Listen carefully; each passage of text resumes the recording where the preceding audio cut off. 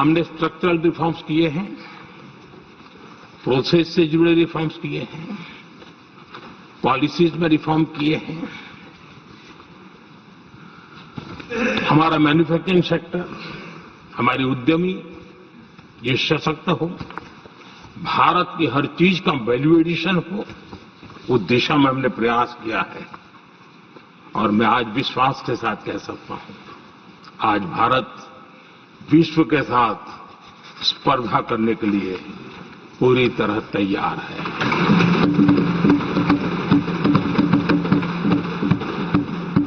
जब मैं विश्व के सीईओ फोरम की समिट देखता हूं, आज दुनिया हमारे उद्यमियों को समानता के रूप में देखती है।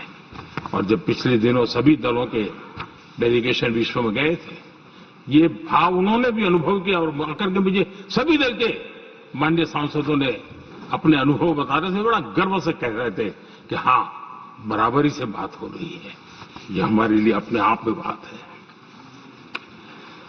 आदरणीय सभापति जी, एमएसएमई का बहुत बड़ा नेटवर्क जितना सामर्थ्यवान होता है, वो लंबे अरसे तक इकोनॉमी को एक ताकत देता है।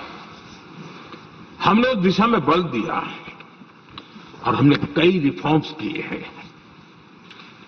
आज हमारे एमएसएमई नेटवर्क पर दुनिया का भरोसा बढ़ रहा है। बड़े बड़े हो सकता है हम हवाई जहाज नहीं बनाते होंगे, लेकिन कई हवाई जहाज है जिसमें कई पुर्जे मेरे देश के छोटे छोटे एमएसएमई बना रहे हैं।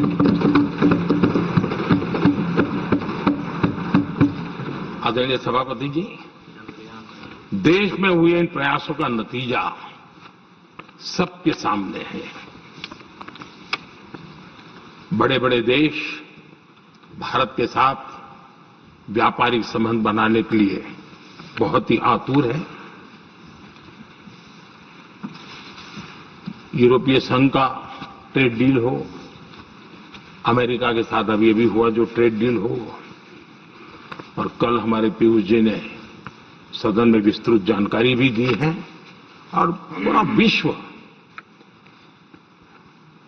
खुल करके इस ट्रेड डील का तारीफ कर रहा है। और उसमें